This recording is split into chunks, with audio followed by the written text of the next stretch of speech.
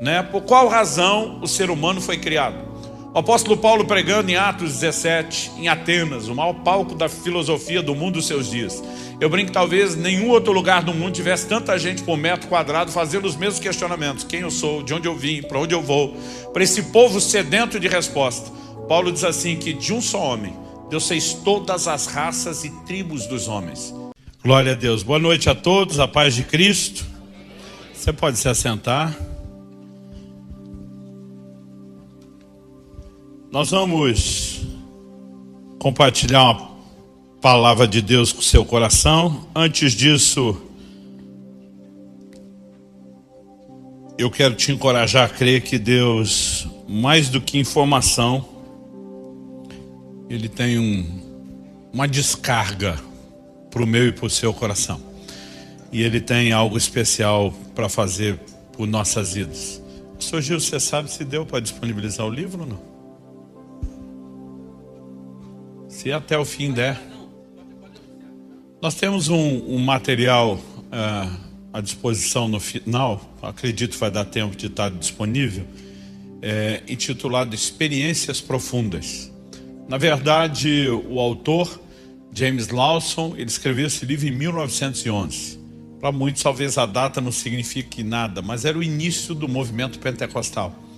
A igreja, depois de séculos, estava redescobrindo as manifestações do Espírito Santo, as experiências, e ele pega a vida dos grandes heróis da fé para destacar não a biografia completa, mas para focar principalmente essas experiências profundas, principalmente com o Espírito Santo. Inspirador, né? É um material expressivo, deve ter perto de umas 400 páginas, mas você não precisa ler de uma vez, né? São muitos capítulos falando de muita gente.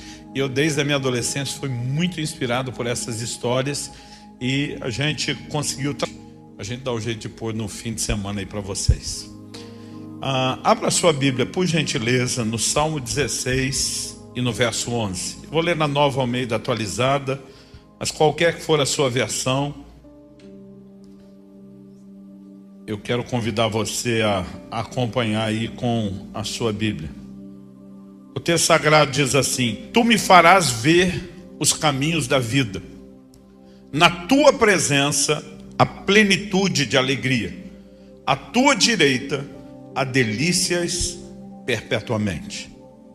Pai, clamamos graça e favor do alto e te pedimos que o Senhor nos permita ter mais do que um discurso, mais do que uma palestra, que a tua palavra fale e cale em nossos corações, que ela, como o Senhor diz por boca do profeta Isaías, cumpra o propósito pelo qual tem sido liberada.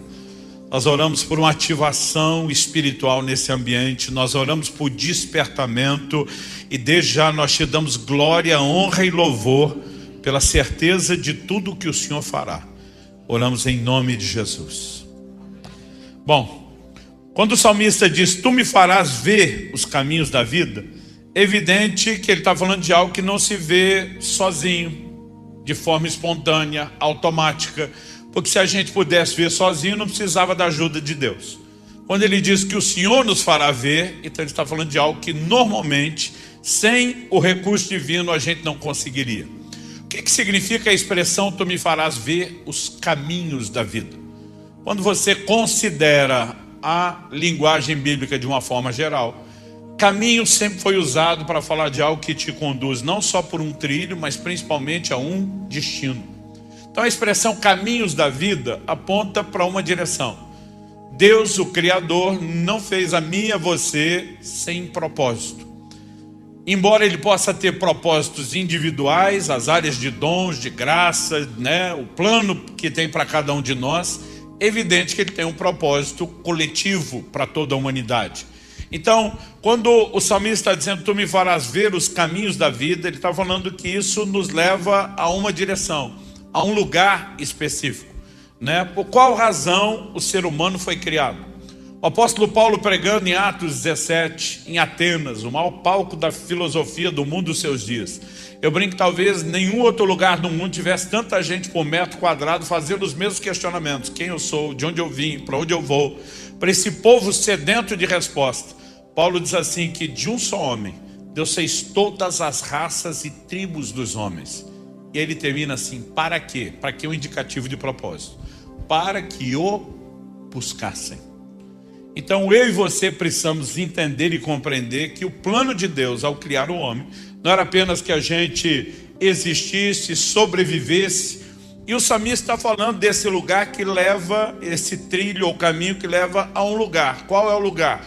O lugar da presença de Deus. Isso fica evidente na continuidade. Tu me farás ver os caminhos da vida. Ele diz, na tua presença, porque é para lá que esses caminhos levam, na tua presença, a plenitude de alegria.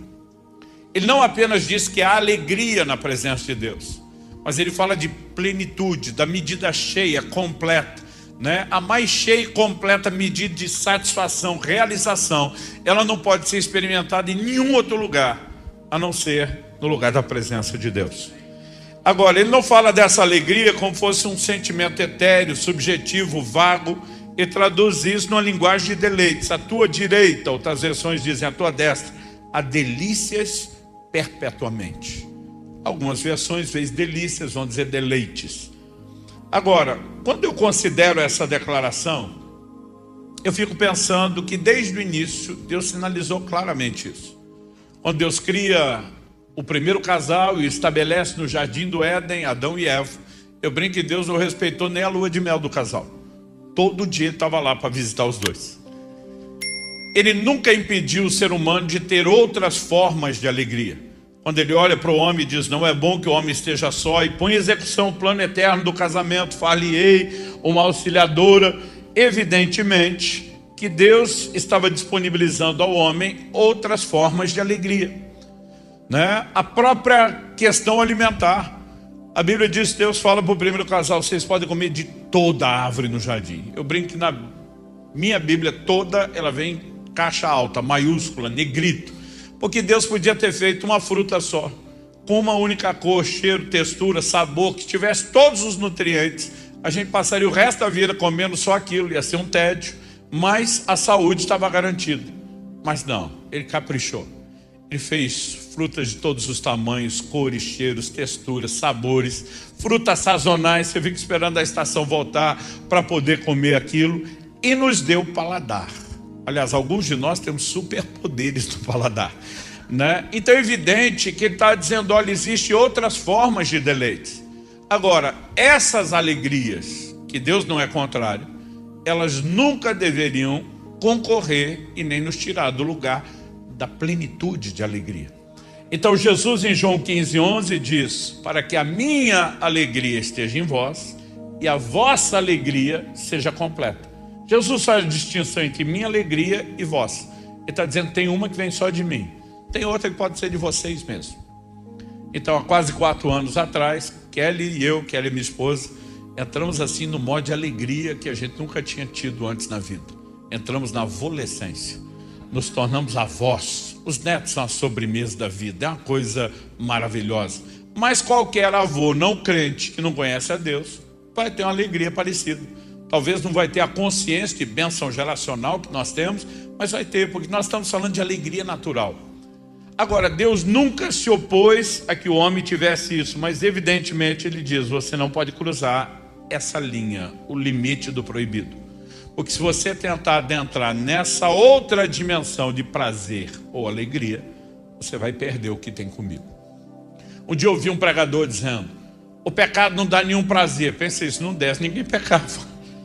Hebreus 11:25 fala dos prazeres transitórios do pecado. O problema do prazer do pecado é que ele é fake, ele não dura. Então assim, como a gente brinca lá no sul, é muita manchete para pouca notícia.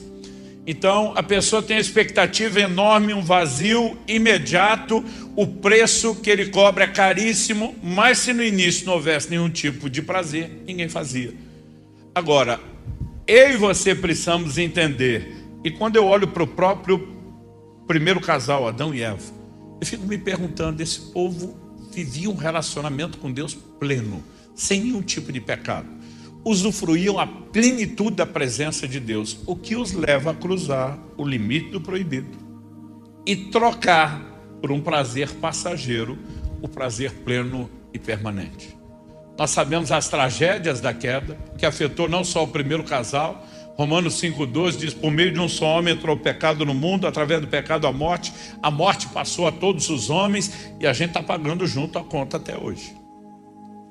Mas o tempo passa e Deus começa a sinalizar promessas de redenção que se manifestaria em Jesus.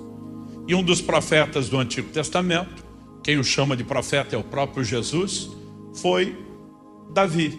Os salmos estão cheios de declarações messiânicas.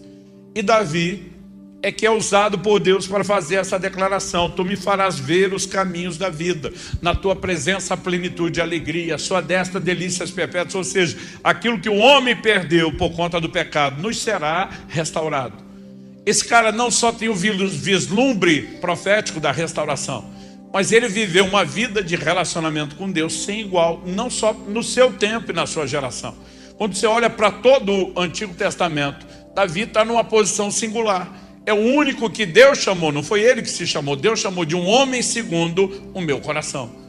E nós sabemos que Deus não falou isso no sentido de perfeição, porque Davi não tinha, a Bíblia registra que não tinha. Mas ele era alguém fascinado pela presença de Deus. Um adorador sem igual.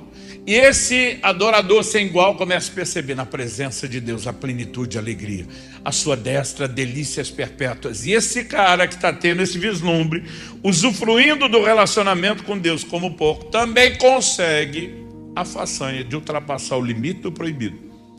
E nós sabemos a história do pecado, não só de adultério com Batseba, mas o pior, do homicídio de Urias, para tentar encobrir o que ele tinha feito de errado.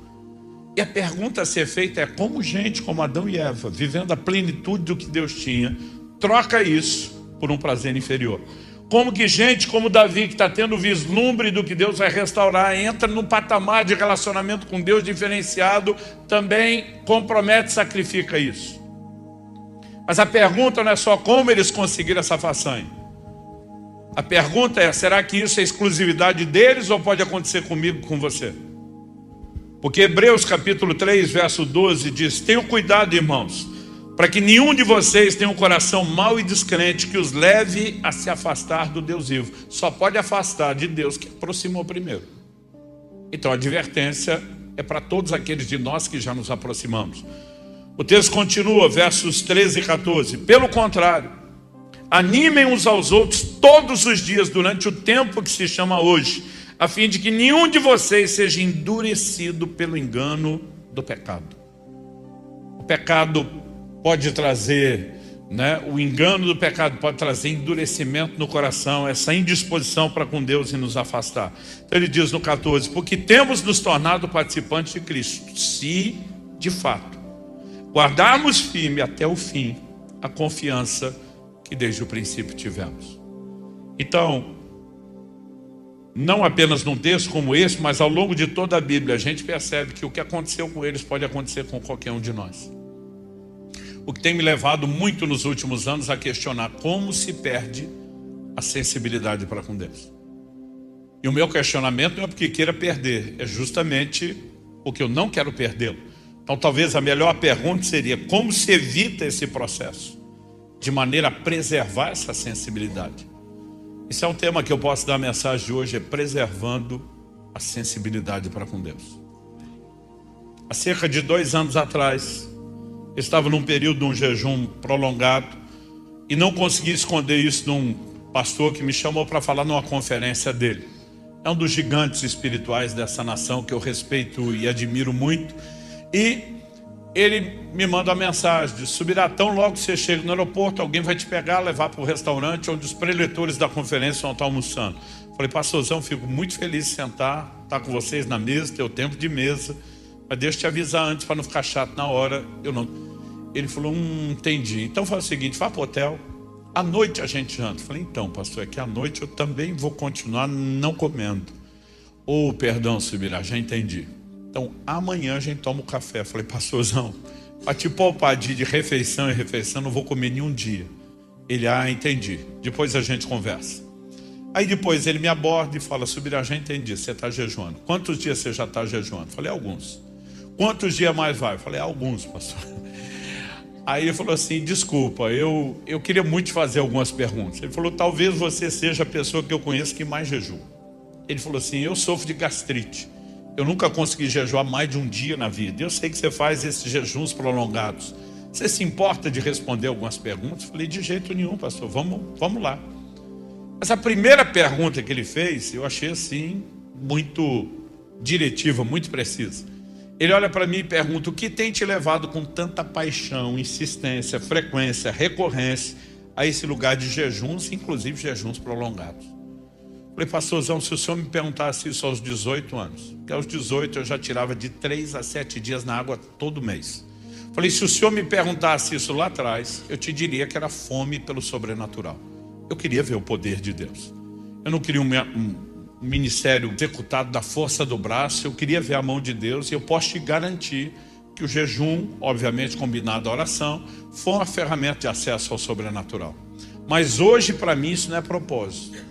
Hoje isso para mim é efeito colateral. Uma boa consequência, mas só um efeito colateral. Ele falou, o que é que te move hoje? Eu falei, eu acho que é a primeira vez que alguém me faz essa pergunta. Falei, é a primeira vez que eu tenho que formular a definição. Então pensei bem, olhei para ele e falei, a capacidade de perceber os deleites espirituais. Quando eu respondi isso, ele fez uma cara de interessado e disse, me fale mais sobre isso. Falei, pastor, para eu te explicar algo espiritual, eu vou ter que começar por algo fisiológico. Falei, por exemplo, as pessoas normalmente dizem que a água não tem gosto. Quem jejua, pelo menos jejum prolongado, discorda. Ele falou, é mesmo? Eu falei, é mesmo. O paladar fica assim apurado de uma forma que não dá para explicar. Não só por causa da limpeza que seu corpo passa, mas a própria falta daquela enxurrada de sabores diferentes. Parece que a percepção dele aumenta. Falei, então, por exemplo, meu médico, ele exige de mim não só uma boa quantidade de ingestão de água, o médico que me acompanha nesses jejuns prolongados, mas ele sempre fica no meu pé para que eu garanta um pH alto. Mas um pH alto, quanto mais alto é o pH da água, mais salobro é o gosto. Então muitas vezes você tem um pH bom e um gosto ruim. Mas às vezes você tem um pH ruim, embora o gosto fique normalmente melhor.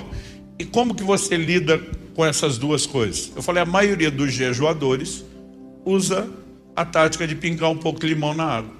Se já tem um pH bom e não precisava do limão, o limão dribla o sabor. Se o pH é ruim, ele alcaliniza a água e resolve o problema do pH da água e do sangue. Então a gente faz isso. Eu falei, então um dia desse, antes de estar na sua conferência, eu já estava em jejum, em outra conferência, e os pastores saíram para almoçar. Eu falei, vou com vocês. Eles, vai nada, vai para o hotel. Você não está comendo. Eu falei, gente, eu não estou comendo, mas eu posso pelo menos continuar falando de Deus, de Bíblia, dos testemunhos, ter o tempo de mesa. Eu falei, eu não vou ficar fora, não vou perder isso. Um falou para mim, não, mas a gente fica constrangido. Eu falei, o problema é seu, eu estou indo. Aí eu vi que realmente a turma estava meio assim, sem graça. Aí para brincar, eu falei, mas gente, hoje vai ser diferente. Eu disse, por quê? Eu falei, hoje é dia de banquete. Mas está jejuando? Não está. Eu falei, estou, mas hoje eu vou tomar água com gás, com limão espremido. Então para quem está jejuando é banquete. A gente riu daquilo. Chegamos no restaurante. Eu pedi para o garçom, você pode me trazer o suco do limão espremido? Eu pôr na água, pedi uma água com gás, pedi o limão. Quando ele trouxe um copo, pelo menos do tamanho desse que está aqui, cheio. Quando eu vi aquilo, pensei, eu acho que ele não entendeu o que eu pedi. Normalmente você pede limão espremido, vem um copinho de pinga, né? O pequeno, o meio ou um limão espremido. Mas aquilo era uma quantidade tão grande, falei, eu acho que ele entendeu errado. Ele deve ter achado que eu queria uma limonada. Mas antes de reclamar, provei. Então, dei aquele golinho, só umas gotinhas na boca. Falei, amigo, acho que você não me entendeu. Eu não queria uma limonada, só queria o sumo do limão. Ele falou, mas isso não é limonada, é só o suco do limão. Falei, impossível, tá doce. Ele falou, impossível, e digo eu, que vi o cara da cozinha espremer os limão aí. Só tem limão aí, não tem como tá doce. Eu falei, certeza? Ele falou, certeza. Pensei, eu tô doido. Provei de novo. Falei, tá doce. Ele, não pode. O pastor na minha frente, curioso, passa a mão no copo, tira da minha mão e diz, deixa eu provar. E quando ele prova, uma cara de azedo, fala, pelo amor de Deus, Subirá, não tem nada de doce aqui. Eu pensei, eu tô doido. Peguei o copo de volta, bebi a terceira vez. Falei, tá doce. Aí ele pensou, doido tô eu. Pegou da minha mão, tomou de novo. Fez de novo a cara de azedo. No fim, todo mundo da mesa quis entrar no tiratema. Eu quase fiquei sem limão, apesar de ter vindo bastante. Mas foi só no final, todo mundo me chamando de doido, que eu lembrei. Falei, é o jejum. Eu conseguia perceber a frutose, o doce, o açúcar natural do limão, que ninguém conseguia perceber. Então eu olhei para o pastor e falei, o jejum tem feito por mim espiritualmente o que fisiológica, naturalmente, ele faz pelo meu paladar. Falei, então tem horas que eu estou com a Bíblia aberta e a pergunta: isso sempre foi doce desse jeito? E eu é que não percebia. Nos momentos de oração e adoração eu falo, isso aqui sempre foi doce desse jeito. E eu é que não percebia. Eu falei, agora pastorzão, alguns dias depois estou em outra conferência. Um dos pastores termina de comer, pega como sobremesa uma salada de fruta. Para que o limão está doce, você imagina as outras frutas? Só que eu vejo ele virando uma lata de leite condensado em cima e eu começo a ficar doido de ver aquilo. A minha vontade é voar no pescoço dele por cima da mesa, é gritar com ele: a fruta já é doce, você não precisa botar a desgraça do leite condensado. Mas eu me lembro da época em que eu consumia açúcar e eu não sentia mais o gosto da fruta. E eu precisava fazer o que ele fez. E eu fiz isso muitas vezes. E eu penso comigo, não adianta nem discutir. Ele só vai saber o que eu sei o dia que ele fizer o que eu faço. Então eu fiquei quietinho. Aonde eu quero chegar com isso? Eu e você precisamos entender no plano espiritual algumas coisas. Então vou deixar agora o assunto do jejum de lado, porque a mensagem não é sobre jejum, mas não tem como evitar isso. E lá na frente eu vou voltar nesse assunto. Eu comecei a me questionar o que tem roubado a nossa sensibilidade de perceber melhor a Deus, de usufruir a Deus. E a primeira resposta bíblica clara que eu encontrei é: quem não valoriza, não busca. Você pode repetir isso comigo? Diga: quem não valoriza, não busca. Então, deixa eu tentar explicar isso da seguinte forma. Em Mateus 6,21, Jesus diz: onde estiver o seu tesouro, aí estará também o seu coração. Do que Jesus está falando? Tesouro material e financeiro apenas? Não, porque ele diz: não junta tesouro na terra, junta tesouro no céu. No céu você não vai juntar dinheiro. Então quando ele usa a expressão tesouro, ele está falando da percepção de valor, do que é importante. Aqui na terra, as pessoas dão importância a uma coisa. Ele está dizendo que você tem que ter uma percepção de importância maior do que dessa para as coisas celestiais. Mas aquilo ao qual você atribui importância define não só o trilho no qual você se move, mas vira uma espécie de força motriz que move você em direção àquilo que você dá importância. Então quando alguém me diz que não tem tempo para fazer algo, a primeira coisa que eu penso é: o problema dele não é falta de tempo, é falta de importância. Porque quando você define a importância de algo, você dá um jeito de arrumar tempo. Então eu estou com 51 anos de idade. Só nos últimos 3 anos e meio da minha vida que eu decidi levar a sério a questão de exercício. Porque a maior parte do tempo eu dizia para os outros: não é importante. Quando eu entendi que era importante, eu comecei a mudar completamente a ordem da minha vida, né? E coloquei aquilo que era importante no lugar que deveria ter de importância. Então quando Jesus está dizendo onde está o teu tesouro, está o seu coração, ele diz: sua percepção de importância não só define um trilho que aponta na direção para onde você vai, mas a força motriz que te move nessa direção. Agora, se você entender isso, você vai entender que nós também só vamos buscar aquilo que é mais importante para nós. E quando falamos das coisas espirituais, a percepção de importância não é espontânea, não é natural. Se fosse, não haveria tanta orientação bíblica sobre isso. Por exemplo, Colossenses 3, de 1 a 3. Portanto, se vocês foram ressuscitados juntamente com Cristo, busquem as coisas lá do alto, onde Cristo vive, assentado à direita de Deus. Pensem nas coisas lá do alto e não nas que são aqui da terra, porque vocês morreram e a vida de vocês está oculta juntamente com Cristo em Deus. Então não só a Bíblia está dizendo que nós vamos buscar o que damos importância, mas que a gente precisa saber a que damos importância, porque isso vai nos nortear.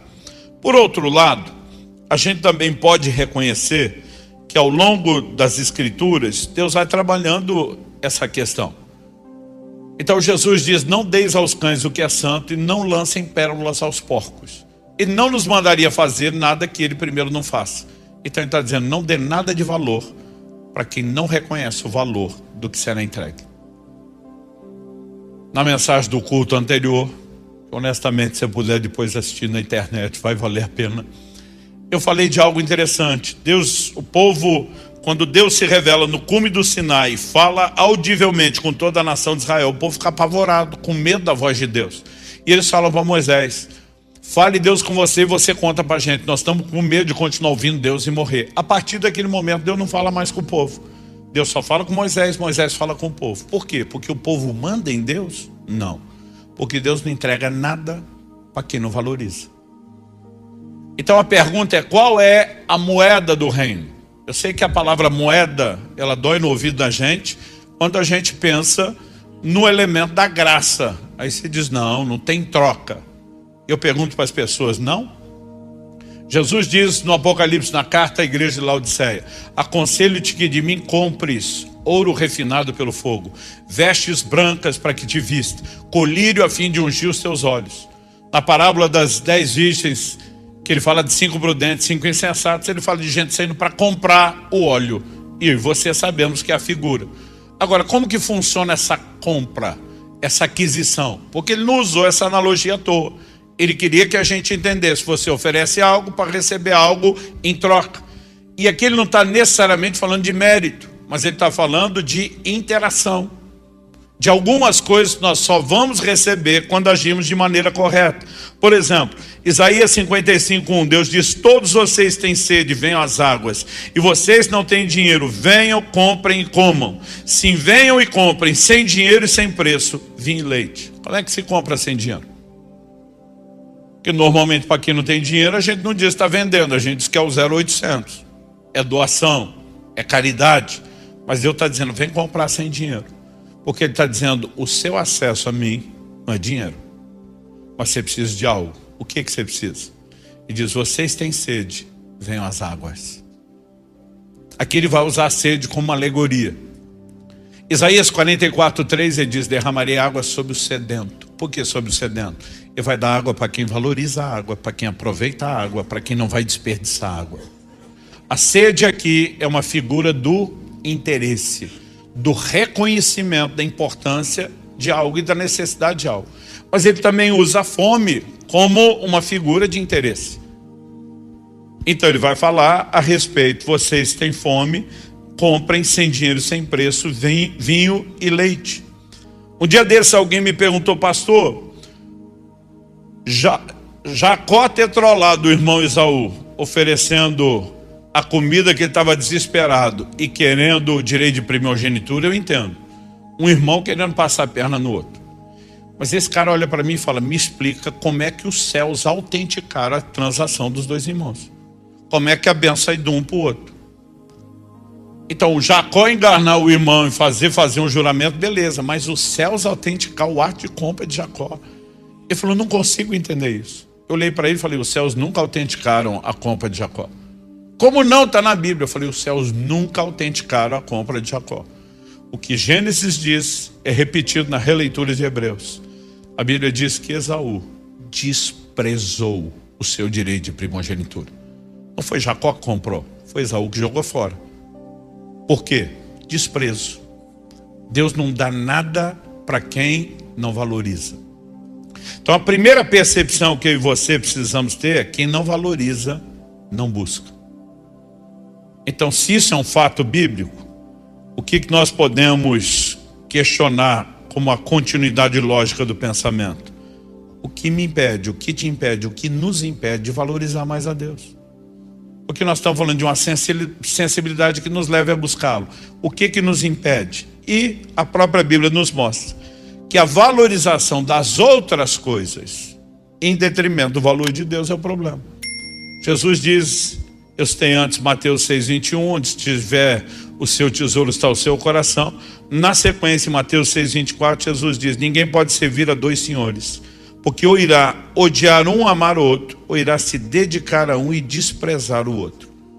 A linha entre dedicação e desprezo é mais fina do que entre amor e ódio.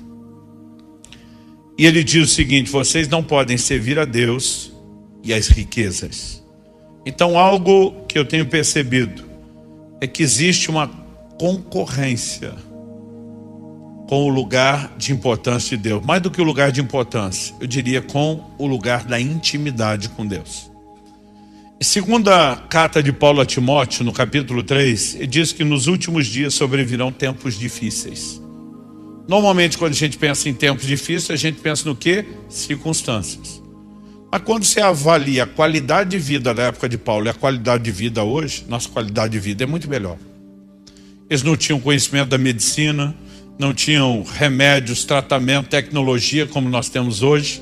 E quando você pensa não só em qualidade de vida, mas na própria duração da vida, nós melhoramos em relação a eles. Nós temos conforto que eles não têm. Até o século XVIII, John Wesley pregava do mesmo jeito que o apóstolo Paulo, viajando a pé, em cavalo ou em embarcações. Eu saí na segunda-feira de manhã, né? E antes do meio-dia já tinha aterrissado aqui em Fortaleza. A gente tem uma facilidade no transporte, a gente tem facilidade na comunicação, a gente tem coisas que nunca ninguém teve. Você não consegue olhar em absolutamente nada e dizer nós retrocedemos, a não ser se a gente perceber que a ênfase bíblica está em outra coisa, no comportamento do homem. Nos últimos dias sobrevirão tempos difíceis. Aí ele começa a falar do comportamento. E ele termina uma lista de adjetivos do comportamento dos homens assim: traidores, atrevidos, 1 Timóteo 3,4, 2 Timóteo 3,4. Traidores, atrevidos, convencidos. Aí a última declaração: mais amigos dos prazeres do que amigos de Deus.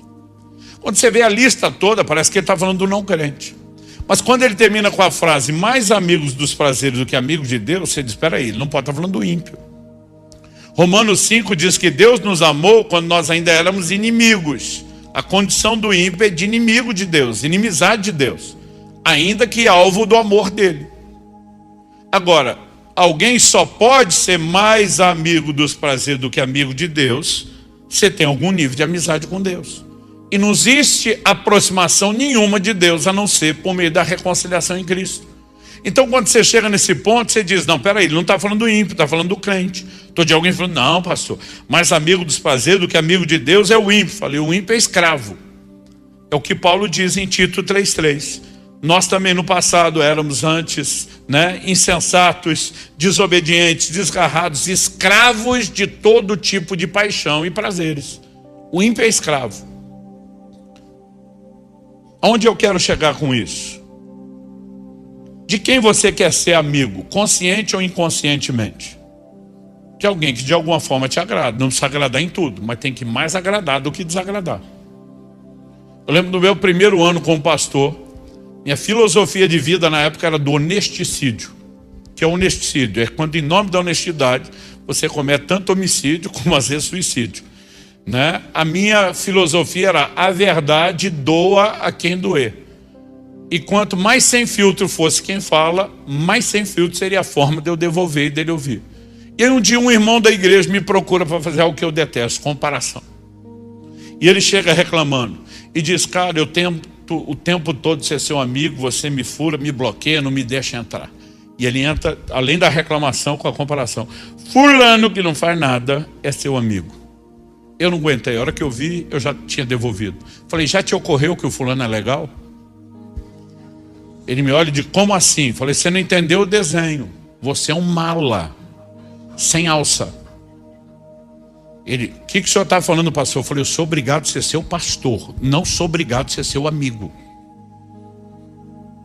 Eu falei, você reclama de todo mundo o tempo todo. Ninguém para você é bom, ninguém presta. Já te ocorreu que em vez do mundo todo estar errado, você ser o único certo, pode ser o contrário? E a hora que eu vi, eu estava metralhando e o bicho foi implodindo na minha frente.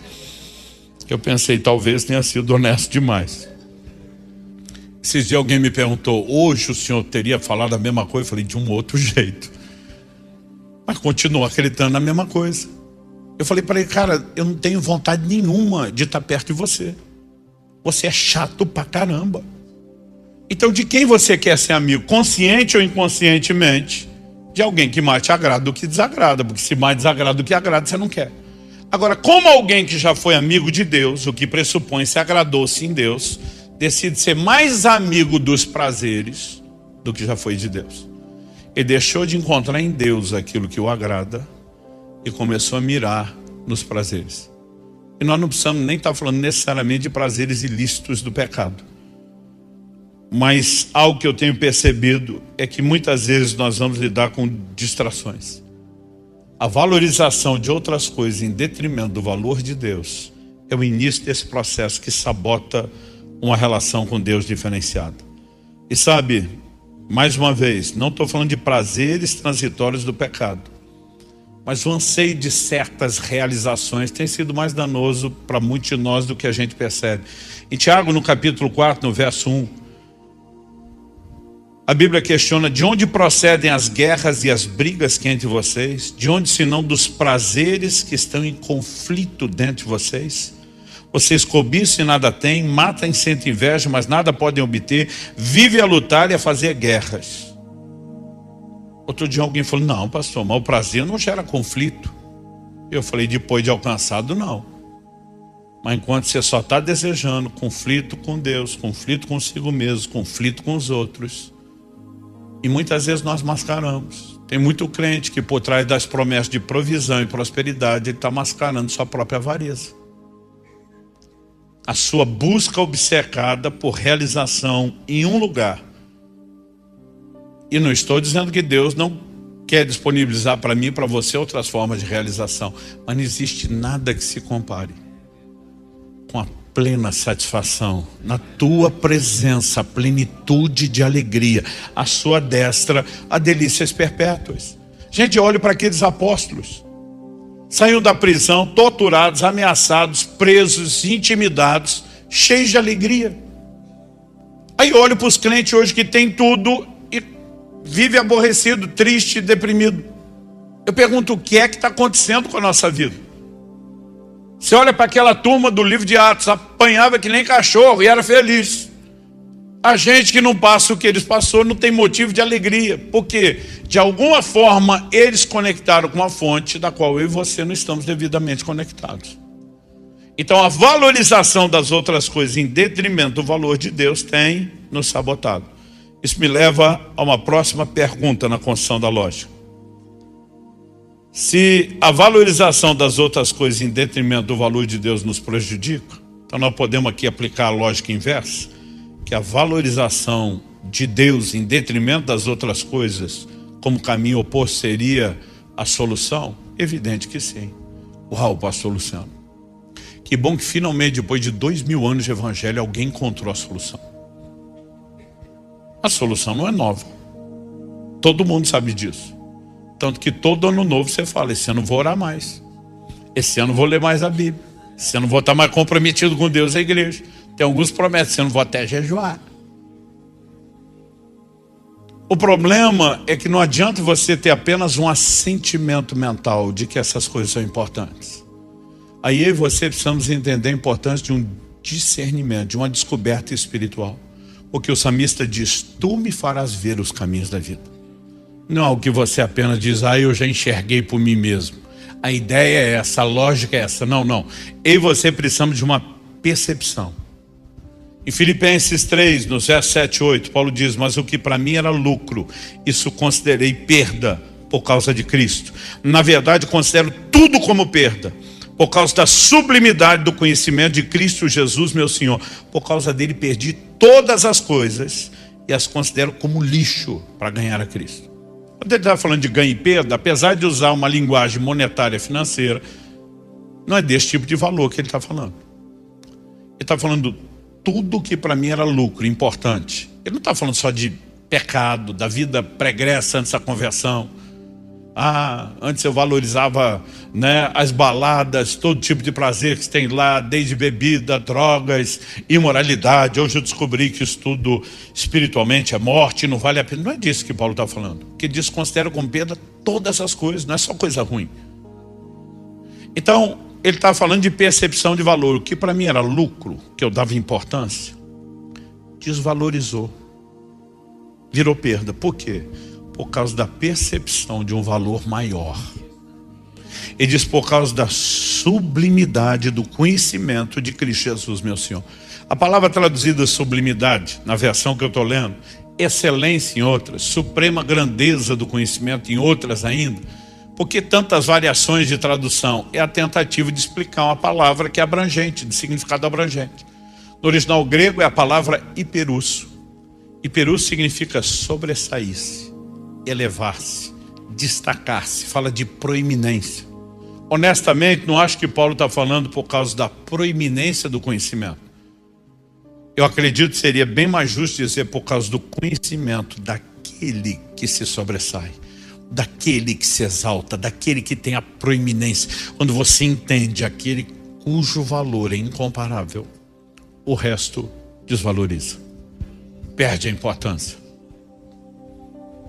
Quem está entendendo isso? Agora, nós devemos esperar que a concorrência com o lugar de importância de Deus desapareça automaticamente, espontaneamente? Ou será que ela tem que ser eliminada intencionalmente? Porque se fosse automático e espontâneo, todo mundo estava nesse lugar. Quando eu olho para as Escrituras, eu percebo que o ensino todo nos chama a uma responsabilidade de escolha e decisão como sendo nossa. Em Romanos 8, versos 5 e 6, a Escritura diz: porque os que se inclinam para a carne cogitam das coisas da carne, mas os que se inclinam para o Espírito, das coisas do Espírito. Porque o pendor da carne, ou inclinação, dá para a morte, mas o do Espírito dá para a vida e paz. Verso 7 e 8. Por isso o pendor da carne é inimizade contra Deus, pois não está sujeito à lei de Deus, nem mesmo pode estar. Portanto, os que estão na carne não podem agradar a Deus. Não só a Bíblia nos chama a algo que é intencional, mas ela mostra: inclinou para cá, deu ruim; inclinou para cá, deu bom. Diante desse entendimento, eu quero voltar no assunto que eu abri no início. A mensagem não se limita a isso, mas não dá para desconectar. Diante desse princípio, qual o poder da abstinência na prática da vida cristã? O jejum está sendo limado da doutrina prática de vida cristã de muitas igrejas. Aquilo que marcou a história dos santos homens e mulheres de Deus ao longo de toda a história está desaparecendo da cultura da igreja. O pior é a gente falando contra, como se não fosse para fazer. Em Mateus 6,16, Jesus diz: quando jejuardes. Ele nunca disse se jejuardes. Ele diz quando for fazer. E nas palavras de John Wesley, ninguém orienta como fazer alguma coisa a menos que espera que o orientado faça aquilo que ele está orientando a fazer. Então, se não deu uma ordem, no mínimo ele sinalizou uma expectativa. E para nós que entendemos o que é agradar ao senhorio de Cristo, a mera sinalização de expectativa devia ter o mesmo peso de um mandamento. Davi suspira pelas águas de Belém. Seus valentes saem botando a vida em risco para trazer a água. Porque um rei humano sinalizou um interesse. Eles disseram: isso é mais importante que nossa vida. O que eu e você não deveríamos dar como resposta quando o nosso Senhor está suspirando para que eu e você jejuemos? Ah não, o jejum é coisa do Antigo Testamento, não é da Nova Aliança. É mesmo? Em Lucas 5,35, Jesus diz: quando o noivo fosse tirar, uma alegoria que ele faz a respeito de si mesmo. Ele diz: quando o noivo for tirado, eles vão jejuar. Ele está dizendo que a partir do momento que ele fosse assunto aos céus, durante todos os dias da sua ausência, até o dia do seu glorioso retorno, esse era o tempo de jejuar. Como é que o jejum não é para hoje? Mas a pergunta é: qual é o poder da abstinência na prática da vida cristã?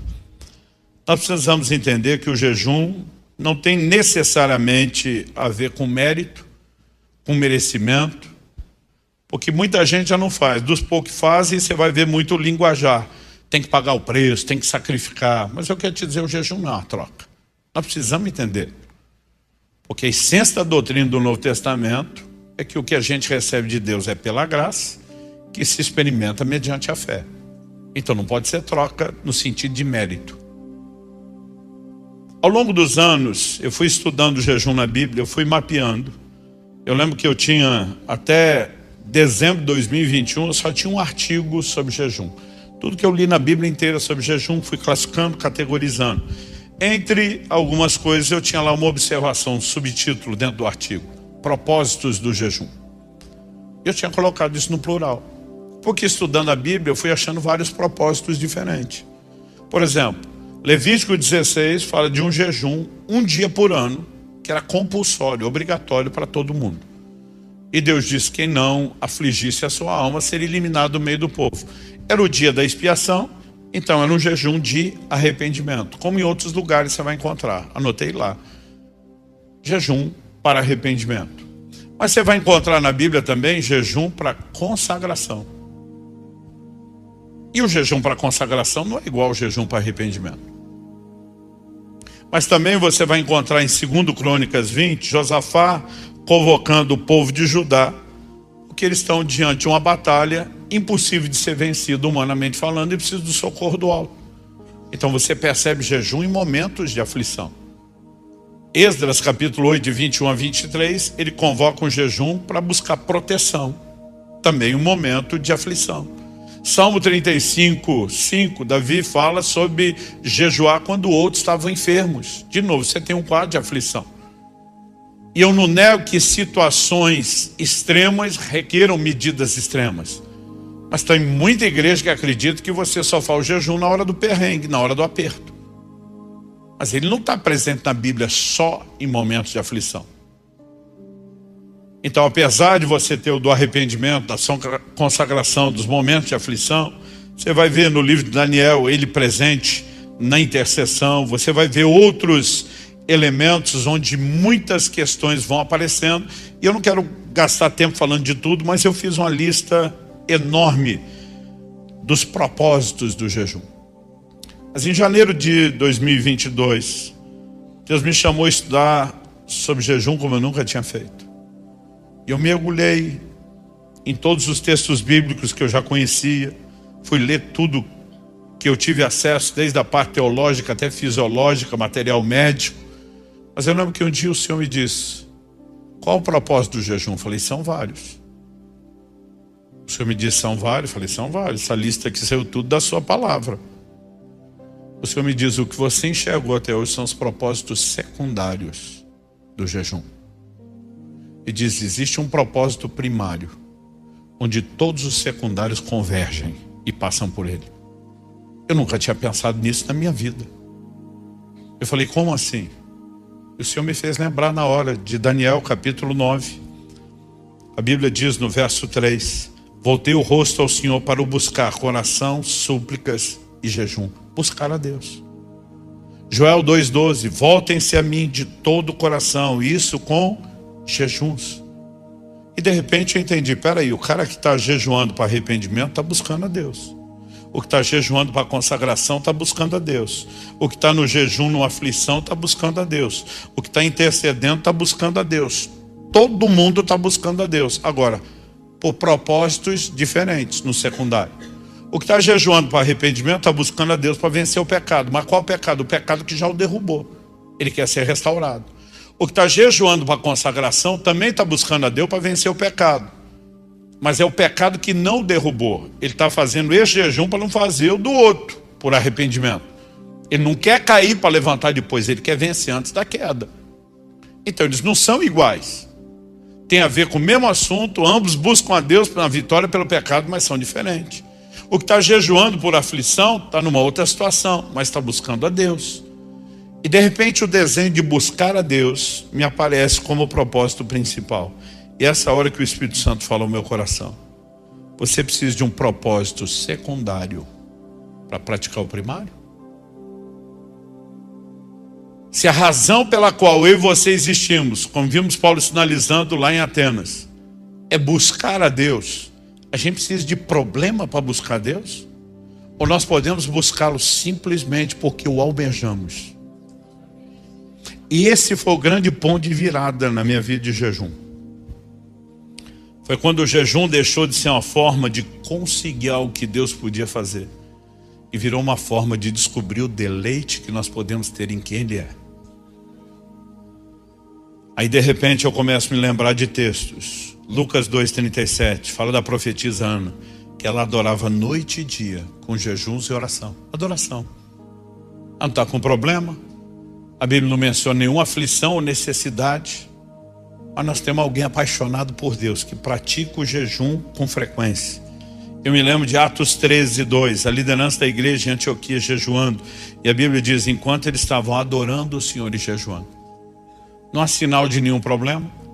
A perseguição que começou na igreja de Jerusalém, que levou muitos a fugir, está lá agora em Antioquia, na Síria, já não está acontecendo mais. A coisa está tranquila, tanto aqui como lá. Não há nenhum sinal, né, de problema, mas eles estão buscando ao Senhor. E de repente um desenho começa a ficar claro para mim. Qual o propósito da abstinência? Em Deuteronômio, no capítulo 8, nós temos uma declaração que Jesus vai citar na tentação do deserto, justamente quando ele está jejuando. E Satanás diz, transforme essas pedras em pães. Jesus diz, está escrito, nem só de pão viverá o homem, mas de toda a palavra que sai da boca de Deus. Jesus citar isso na hora do jejum tem que mostrar para mim e para você alguma coisa. A Bíblia diz que no final de 40 dias ele teve fome. As pessoas me perguntam, mas peraí, pastor, a fome não é no início do jejum? Eu digo, não, o que você sente no início do jejum não é fome de verdade, é um desconforto do seu corpo. Seja da limpeza que seu corpo passa, seja de um desequilíbrio eletrolítico, da falta de sais, mas principalmente um protesto do seu corpo, que está acostumado a receber cargas de energia em doses e horários específicos. E daqui a pouco ele tem aquele desconforto, não está entrando. Mas se você segue não comendo, qual a energia que movimenta o seu corpo? Glicose, que vem de um grupo alimentar específico, carboidrato. Se você permanecer não comendo, então ele precisa de uma fonte alternativa de energia. Qual é a fonte alternativa? Glicogênio, armazenado nos músculos, mas principalmente no fígado. O que é o glicogênio? Glicose que você ingeriu, além do que consumiu, virou reserva. Só que essa reserva, esse estoque não é grande, ele dura 2 a no máximo 3 dias. Quando terminar o glicogênio, para onde o corpo migra? Qual a próxima fonte alternativa de energia? Reserva de gordura. O que é a reserva de gordura que nós temos no corpo? Glicose que ingerimos, não consumimos, era muito mais do que a reserva de glicogênio, vai virando reserva de gordura. Na falta das duas primeiras fontes de energia, o corpo converte gordura armazenada em energia. Isso é o que os médicos chamam de cetose. Dieta cetogênica, você não precisa estar em jejum para entrar em cetose. Só de não comer glicose ou carboidrato, você vai entrar em cetose. Isso significa o quê? Que normalmente depois de 3 dias num jejum prolongado, você não tem fome. Quando eu lia que Jesus jejuou 40 dias, eu pensava, sobrenatural, só porque ele é Jesus. Porque na minha cabeça era impossível. A gente fazia 3 dias, quase morria. Mas você sabe qual é o recorde mundial de jejum? Está no Guinness Book de 1971. Um escocês, que nem crente era, jejuou 382 dias, mais de um ano. Pastor, como é possível? Começou com mais de 200 quilos, terminou com 83. Porque quando você entra em cetose, você troca o alimento externo por um alimento interno. Seu corpo está se alimentando de você mesmo. Então eu estou pregando para vocês aqui hoje, estou uma semana em jejum. Eu sento na mesa, eu olho para a mesa, a sensação... Você já sentou com amigos no almoço, mas você já tinha almoçado? A turma come, você diz, não vai rolar. Porque você tem aquela sensação de saciedade. No jejum, você vai ter isso por muito tempo. Quando a Bíblia diz que Jesus teve fome no final dos 40 dias, isso é fome real. O que é fome real? Início do processo de inanição, consumo de tecido vivo. Então nós estamos falando do mais desesperador nível de fome. Esaú, por menos do que isso, vendeu o direito de primogenitura. É nesse momento que o diabo diz, transforma as pedras em pães. A tentação do diabo não era quebrar o jejum de Jesus, ele já tinha chegado ao fim. A tentação era o meio de acesso rápido à comida. É nessa hora que Jesus diz, nem só de pão viverá o homem, mas de toda a palavra que sai da boca de Deus. Em cima desse texto eu às vezes prego uma outra mensagem titulada Fome de quê? O que é que está norteando a minha e a sua vida? Porque no mais desesperador momento, onde o corpo está gritando por sobrevivência, Jesus diz, mais importante do que apenas me preocupar com isso, é focar do lado de cá. E aí ele cita um texto que não pode ser ignorado. Quando você vai ler o texto que Jesus citou, Deuteronômio 8:3, diz assim, ele humilhou vocês, Ele os deixou passar fome. Ele os sustentou com maná que vocês não conheciam e nem os pais de vocês conheciam. Para quê? Aqui indicativo de propósito. Para que vocês compreendessem que o ser humano não viverá só de pão, mas de tudo o que procede da boca do Senhor. Então a Bíblia não diz só que o ser humano não viverá de pão, mas de tudo que procede, não só de pão, mas do que procede da boca de Deus. Mas para que compreendesse essa verdade, o texto está dizendo, ele humilhou vocês, ele os deixou passar fome. Para quê? Tem uma didática na humilhação e na fome. Entrar num nível de compreensão de que há outros valores mais importantes do que as nossas necessidades básicas. Traduzindo, poder da abstinência na prática da vida cristã tem algo didático que só quem pratica vai entender. Traduzindo, é meio que tirar o leite condensado para conseguir resgatar a percepção do doce da fruta. A palavra jejum, traduzida do koineu, grego antigo, que foi escrito no Novo Testamento, é a palavra nestil. Nestil é uma palavra composta. Ne é um prefixo negação, estil é comer. Então jejuar, em essência, significa não comer. Jejum virou na nossa língua, cultura, aliás, na maioria das línguas modernas, sinônimo de qualquer tipo de abstinência.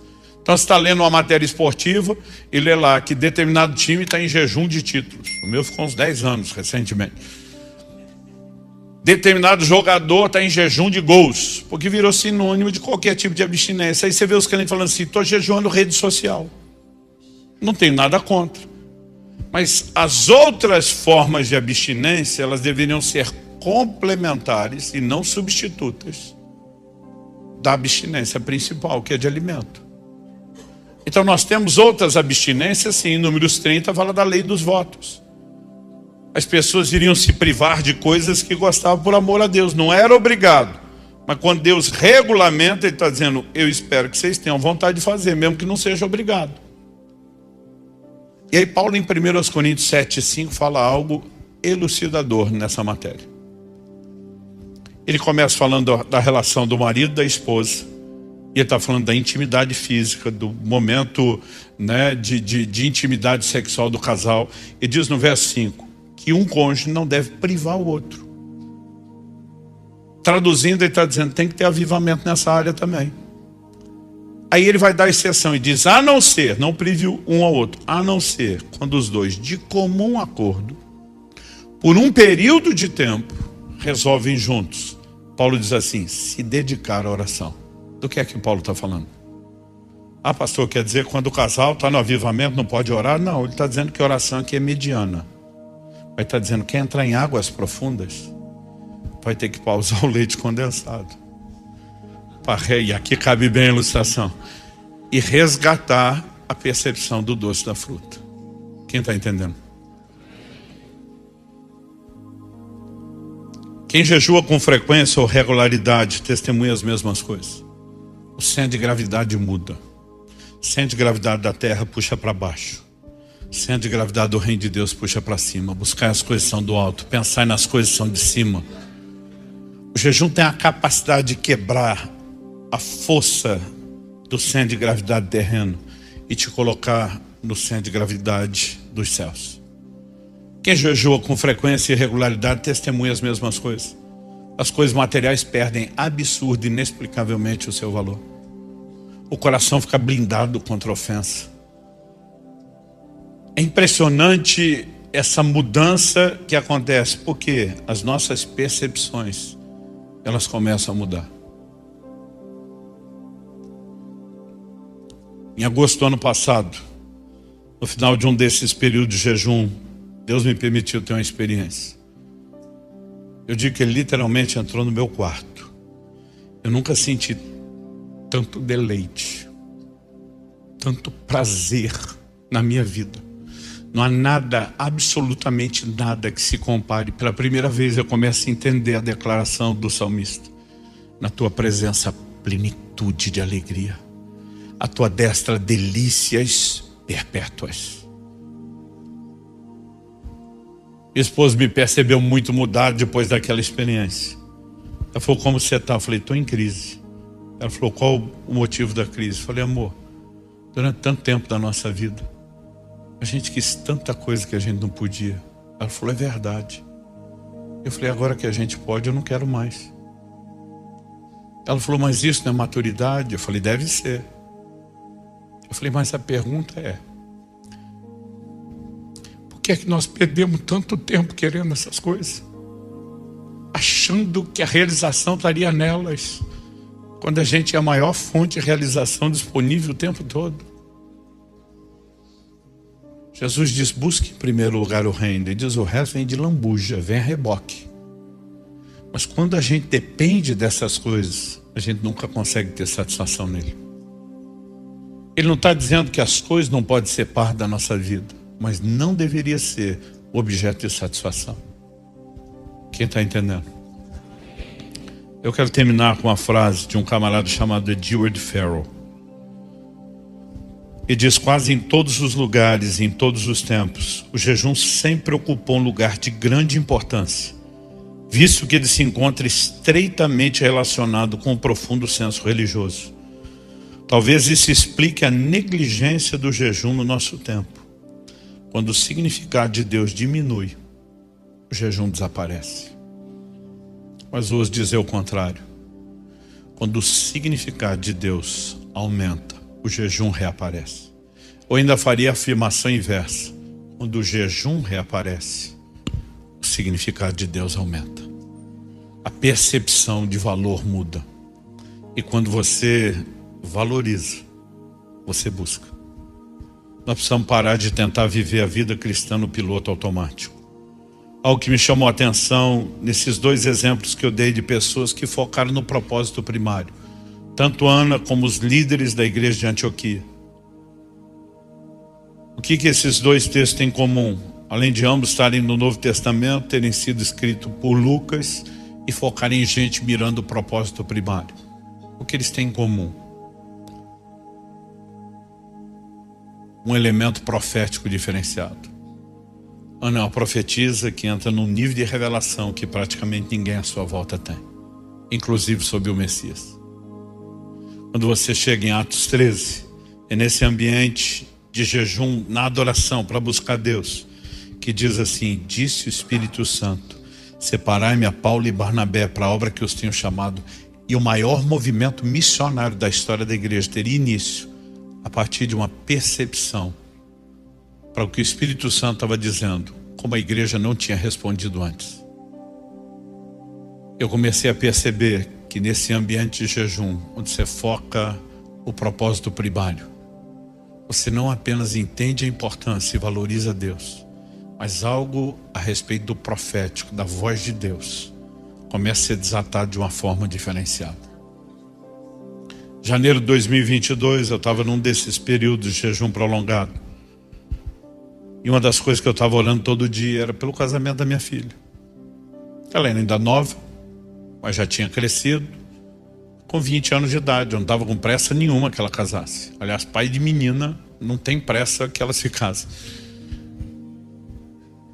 Mas é a última coisa que faltava na vida dela e de toda a nossa família. O Israel mais velho já era casado. E eu estou orando por ela, para que ela possa viver o propósito, que ela possa, de fato, tomar a melhor decisão em relação ao casamento. E de repente eu me lembro de algo. Do que eu me lembro?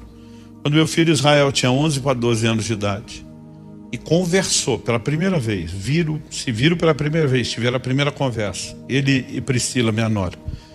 Eu agarrei o braço da minha esposa, estava num reguinho em Fortaleza, e falei para ela, esses dois vão casar. Ela falou, como é que é? Eu falei, não sei te explicar. Eu não ouvi uma voz, eu não tive uma visão, mas é um testemunho interior, uma convicção absurda. Esses dois vão casar. Nunca falamos nada para eles. Aliás, eu falei para minha esposa, o meu nível de convicção é tal que eu posso registrar esse cartório. Eu sei que vai acontecer. Ela falou, por que você registraria? Porque eu falei, lá na frente ninguém acredita. Minha esposa falou, sou sua testemunha. Esse dia eu reclamei com ela, falei, você devia ter deixado eu registrar em cartório, ia ser ótimo ter aquilo antes. Mas nunca falamos nada. Agora eu estou orando pela minha filha, eu lembro da história do meu filho. Eu falei, peraí, Deus, eu nem te pedi. O Senhor mostrou porque quis, mas criou um precedente, jurisprudência. Eu falei, agora quem está te pedindo sou eu. Eu quero conhecer meu genro. antes da minha filha. Eu quero saber quem é essa pessoa. Eu estou orando todo dia, no 30º dia do jejum. Eu vou ministrar numa igreja do interior de São Paulo. Pedi ao pastor, que antes de ser pastor formado em educação física, foi um personal. Liguei antes e falei, amigo, eu preciso que você me arrume não só academia.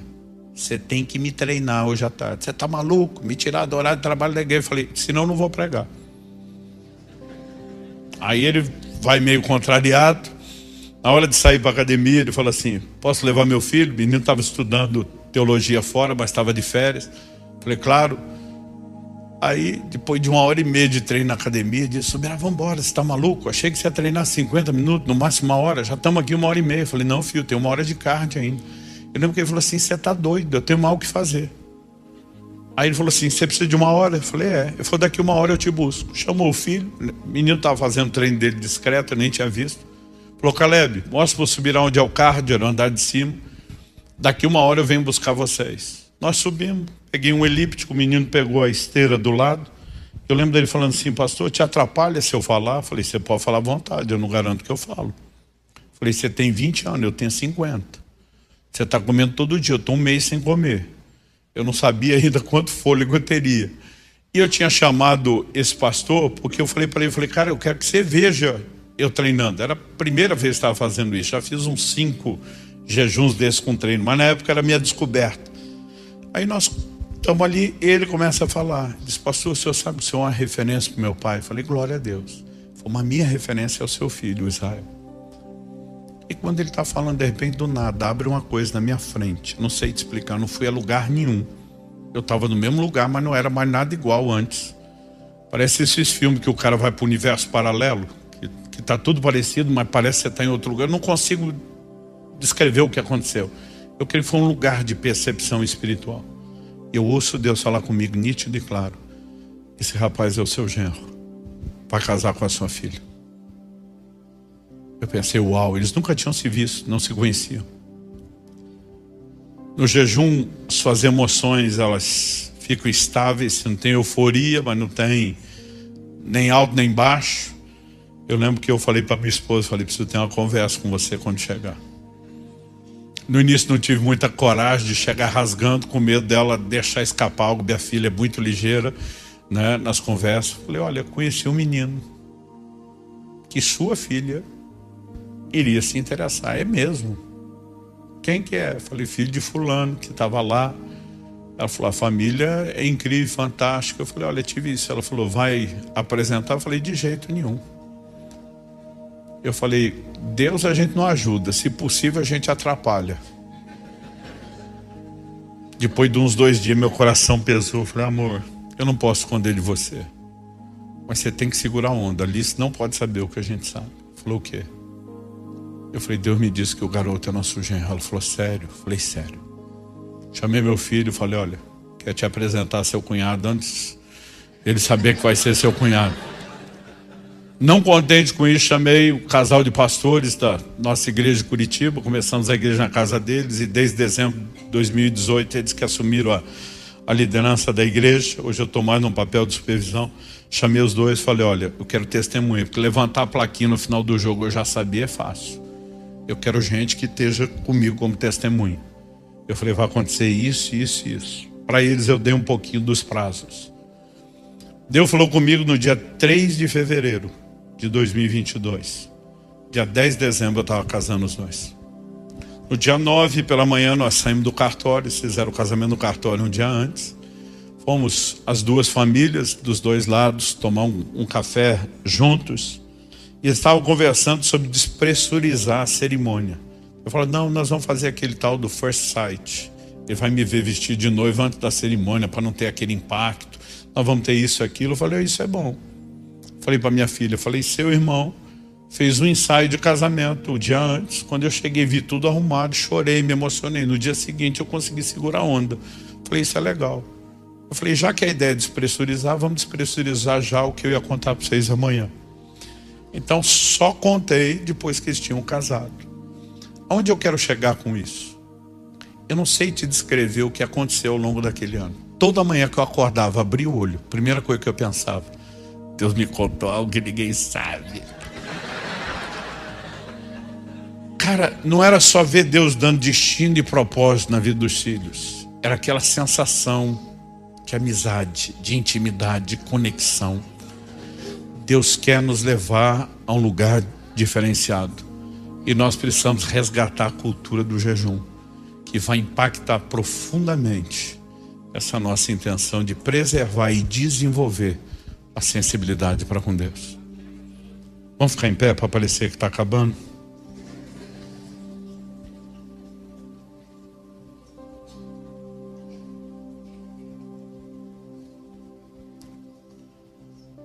A gente precisa parar de achar que o único problema do Éden, da queda, foi o pecado.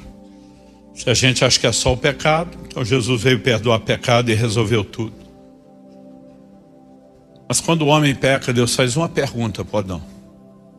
A pergunta de Deus para Adão não é: o que é que você fez, cabeção? A pergunta de Deus para Adão foi: aonde você está? Qual a diferença entre o que é que você fez e para onde você está?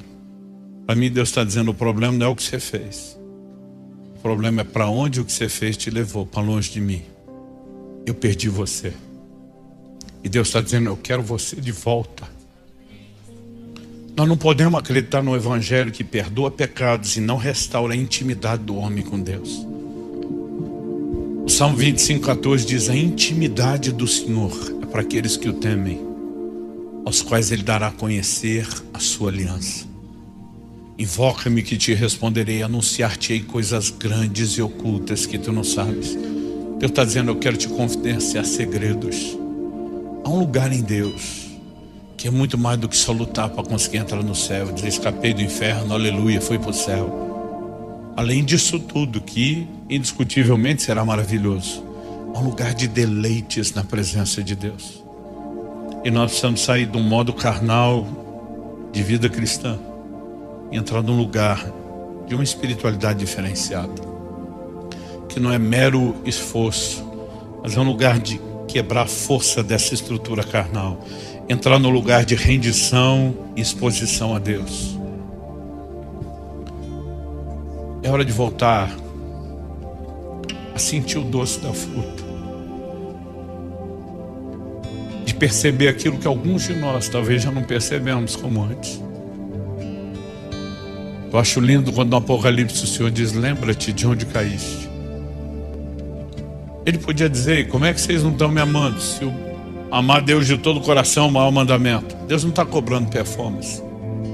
Quando Ele diz: lembra de onde você caiu, Ele está apelando para um senso de saudade. Ele está dizendo: se você lembrar que o que a gente tinha era melhor do que está agora, provavelmente você vai querer isso de volta. Eu não vim aqui te apontar o dedo, não vim aqui jogar pedra em você. Eu vim te apresentar um convite daquele em cuja presença plenitude e alegria, delícias perpétuas. Ele está dizendo: vem para cá, vem para o lugar mais profundo, vem experimentar o que você não experimentou ainda, o que tem mais para mim e para você. Eu quero que você fale com Deus por um instante, ou deixe Ele falar ao seu coração.